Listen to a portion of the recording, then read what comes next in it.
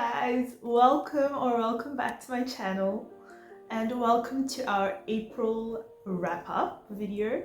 I hope you guys have had an awesome month of reading because I definitely have. And yes, I will just say that I'm a little bit sick or recovering, so I sound a little bit crazy and a little bit clogged up, so please excuse that, and let's get onto the video. Okay, so I've been really excited to get this video started, and the whole month I've been thinking about making this video, and so let me just give you some of the numbers. So this month I read 9 books. I would say actually 8.5 because I did DNF a book and we will get into that. But yes, so for me 8.5/9 books is a lot. I never considered myself a quick reader, but I think I was just really excited to get into it this month. It's been my first month fully back into reading, like fully immersing myself into reading, and it's been amazing. I just can't stop reading now. So I'm really excited and I want to get the ball rolling. But first, we're gonna start with the very beginning of this month. So I was excited to get started with The Wicked King, which is the second book in the Folk of Air series. So I picked it up, and I'm not gonna lie, in the beginning of the month, I think I was in a bit of a reading slump. I don't know if maybe because I was a bit overwhelmed with all the books that I had on my TBR, but yes, definitely was in a reading slump and the book did not help. So I picked it up, and you can still see that I have my little bookmark in there because I did DNF this book. Not forever. I am going to continue it this month, in the next coming month in May, and I will finish it. I am determined to, but I think that being in a reading slump and then picking up this book, it was not a good combination because I realized that BookTok, BookTube, Bookstagram have given me a bit of a wrong expectation from this book. And I think that's the issue as well. I went into it with a lot of random wrong expectations and came out disappointed. So I'm going to get back into it without any expectations, and I'm sure that it will be better. But yeah, so this is the book that I DNF'd. I'm not even halfway through. I'm only on page about like 100. So yes, it's sad, but I will get to it because a lot of people say this is their favorite book in the series. So I'm determined to read that one. But so yes, I will consider this the half book. And I can't give that a rating because I didn't finish it. So, but then after this, I picked up Glint, which is the second book in the Plated Prisoner series, and so can I just say that this had me in a reading slump for about 10 days. So the rest of the books I read within like the 20-day, 15-day mark. So yes. Glint, I picked it up despite shitting on the first book, extremely shitting on the first book. This book sucked me back into reading, and I gave this a 5 out of 5 stars. It was so good that I had to start tabbing, and I have never tabbed in my life. A lot of people have mixed reactions to this book, but I absolutely loved it. I loved it. We started to see a development in the romance plot, and I absolutely love the main character and the male protagonist, and it's just really good. I would definitely recommend this book, and I had such a good time reading it. I think it took me about 2 days, not even, like I think altogether a few hours to read this book. It was amazing. I did not expect that, and the plot twist at the end of this book really had me screaming. It had me running out and picking up the next 2 books in the series. Yes, did not expect that and was very pleasantly surprised. So this is a 5 out of 5 star read for this month. And I have a couple more of them. Actually, the book after this, which is... I have to say, A Court of Thorns and Roses, the first 3 in the series, my absolute favorite series. And I pretty much told everyone around me, I am not picking up the last 2 books in the series because I don't really care about them. because I don't want them to ruin my perception of the whole trilogy. I picked this up. Bear in mind, I picked this up without having read this yet, which is very stupid on my behalf. But I saw a couple of things on Bookstagram and I was like, okay, let me just pick it up. It was on sale. I'll pick it up and I'll just read it. 5 out of 5. 100% 5 out of 5. This book is what, 700 pages? It's like bordering 800 pages. I read it in like 2 to 3 days. I could not put it down. And I absolutely love Nesta. I love her. I love her more than any character in this entire universe. And Cassian, I was always a Reese kind of girl, but Cassian had me screaming. He had me screaming at this freaking book. Like, it was amazing. And I will say that the only disappointing part of this book is that I think a lot of the way that Reese was portrayed had me losing a lot of feelings for him, and I was kind of pissed off at him in some parts. And if you read this book, you'll understand why. I refuse to spoil anything, but please read this. It's amazing. If anything, I think it's my favorite book out of the 5 books, which is saying a lot because A Court of Mist and Fury was my jam. So this sits up there with A Court of Mist and Fury. Please read it. Yes. And if you hate Nesta, which is the general consensus for a lot of people's argument against this book, you will end up liking her. I can't say that I ever hated her because I do see a lot of myself in her. And so that's why I really loved her. And I think this book came at a time when I really needed it because some of the lines in this book were very encouraging to me, and I think it helped me work through some emotions as well, which I find quite interesting from a Sarah J. Maas book, but it did. And yes, I did have to tab it as well because it was that good. Please pick it up. Definitely a good read, and I think that reading these 2 books really pulled me out of my slump, and it had me just ready to grab and read whatever was in front of me. So the next book is A Court of Frost and Starlight. So the issue here is that I read this book after I read A Court of Silver Flames. And if you know anything about the series, is that a lot of stuff that happens in A Court of Frost and Starlight is mentioned in The Court of Silver Flames because it's about the winter solstice. I very stupidly thought, okay, let me just skip this. It's just a novella, nothing's gonna happen.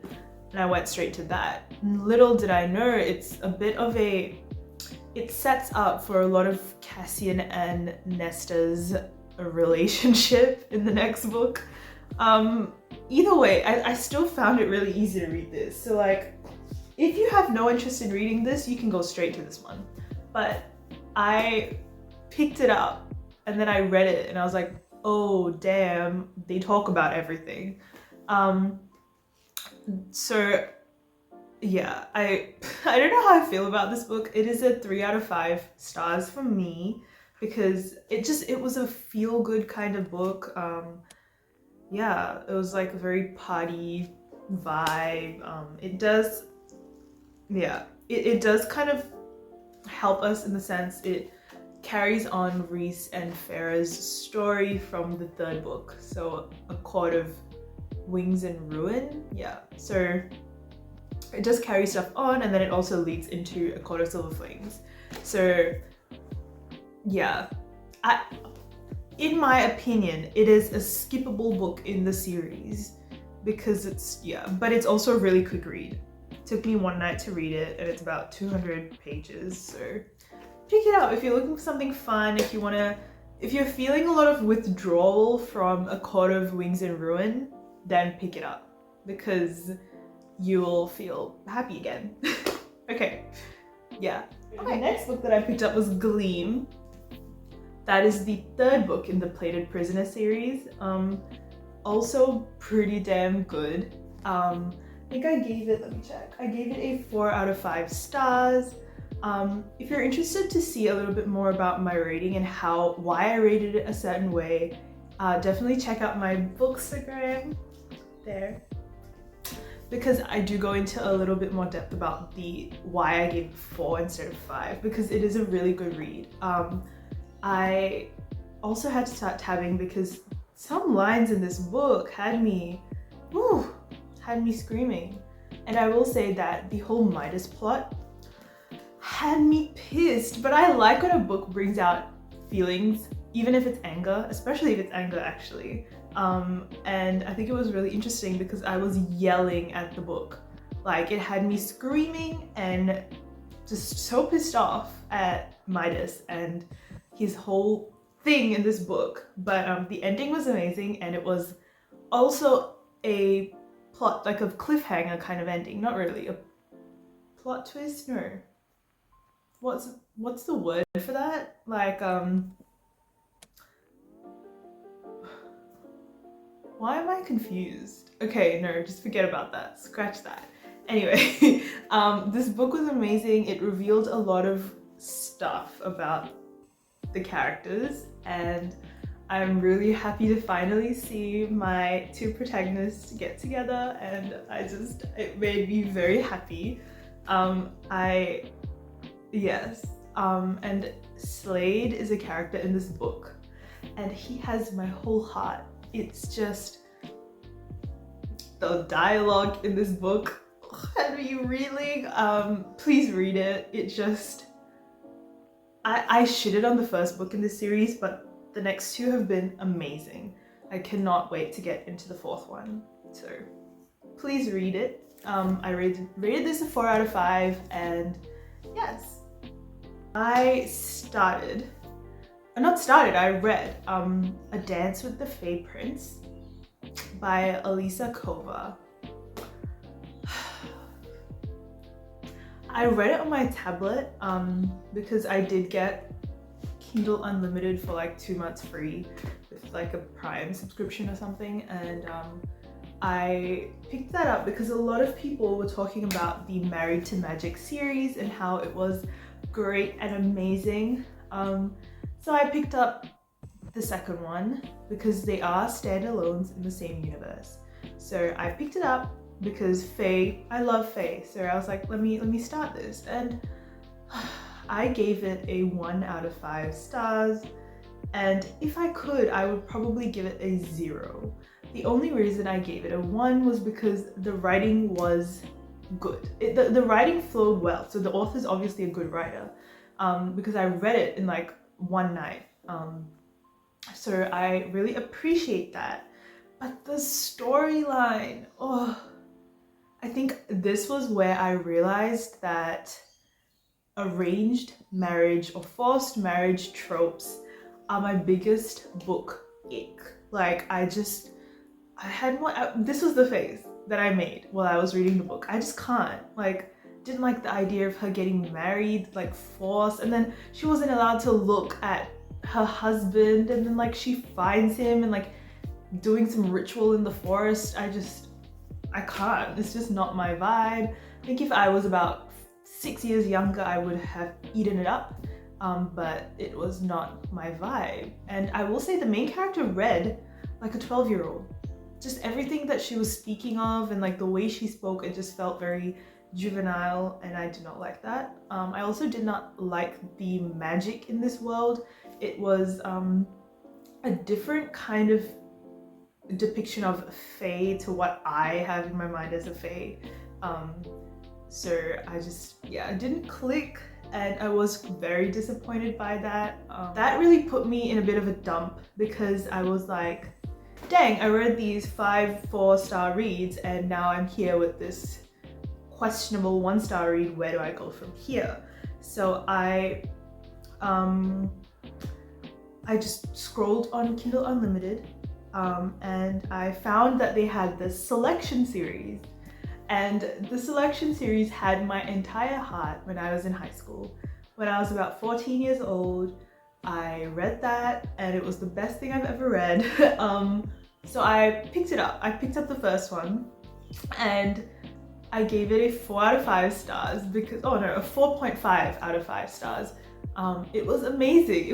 I read it in one night and I'm so happy that I picked that up because if you don't know, the selection is, I would personally describe it as a Hunger Games slash Bachelor slash Bridgerton kind of vibe, which is all things I love. I don't particularly like feel that strong feelings towards the female or male protagonist, but the story had me rooting for them, which is nice. It felt like watching a bit of a movie, and I would love a movie or a TV series like that. Made me want to rewatch Bridgerton, honestly, and yes. The only reason I did give it 5 out of 5 is that as an adult, did find our female protagonist quite annoying. I get it, it's probably because she's younger and it's just she had a bit of a pick me mentality. It was always like, I'm not pretty, I'm not beautiful, everyone else is more beautiful than me. And yet the prince chooses her. So like, you know.